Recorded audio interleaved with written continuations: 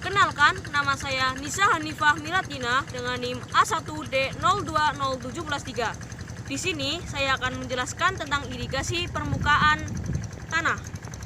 Irigasi adalah usaha penyediaan dan pengaturan air untuk mendukung pertanian yang jenisnya termasuk irigasi air permukaan, irigasi air bawah tanah, irigasi pompa, dan irigasi rawa. Macam-macam metode irigasi. Yang pertama itu ada irigasi permukaan. Sistem irigasi yang banyak dipakai oleh para petani dan dikenal dengan nama surface irrigation ini mendistribusikan air dengan cara memanfaatkan gravitasi. Singkatnya, sistem ini akan membiarkan air mengalir sendiri ke lahan sampai ketinggian tertentu. Sistem ini sangat pas dipakai untuk tanah berstruktur halus hingga sedang dan berada di daerah dengan topografi datar agar air bisa merata. Sedangkan untuk tanah berstruktur kasar, sistem ini tidak cocok karena airnya nanti akan hilang di saluran. Yang kedua ada irigasi curah.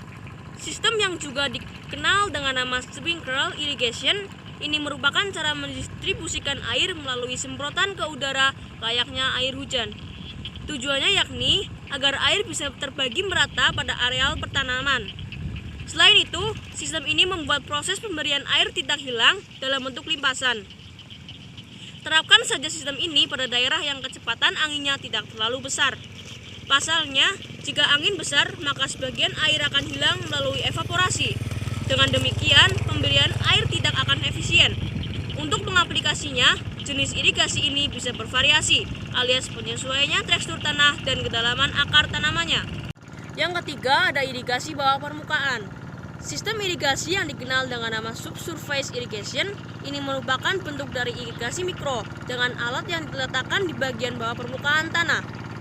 Alat ini bisa berupa pipa semen yang disambung-sambungkan.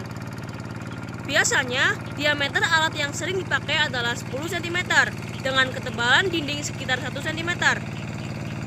Selain itu, irigasi ini memang sangat membutuhkan tanah berkadar garam rendah agar bisa lancar berjalan. Yang terakhir ada irigasi tetes. Irigasi tetes atau yang juga dikenal dengan nama irigasi mikro merupakan cara pendistribusian air secara langsung pada tanaman menggunakan alat tetes bernama emiter.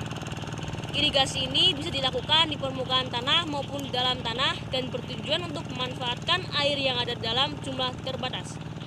Sistem irigasi mikro sangat cocok untuk tanah yang tidak terlalu kering. Jadi di tempat saya ini termasuk irigasi permukaan, yang mana pengertian dan metodenya sudah saya jelaskan di awal tadi. Syarat dari irigasi permukaan yaitu yang pertama ada mempunyai sumber air dengan debit cukup dalam waktu panjang. Dan yang kedua, topografi datar. Ketiga, jenis tanah mampu menahan air. Dan yang keempat, perlu jaringan irigasi atau bangunan dalam saluran. Untuk keuntungan irigasi permukaan ada: satu, mudah dilaksanakan; kedua, murah dalam pelaksanaan; ketiga, mudah diawasi; dan yang terakhir, dapat dibuat secara sederhana. Kerugian dari irigasi permukaan yang pertama itu ada boros, karena pupuk yang sudah dikasih ke sawah akan ikut mengalir ke irigasi ini.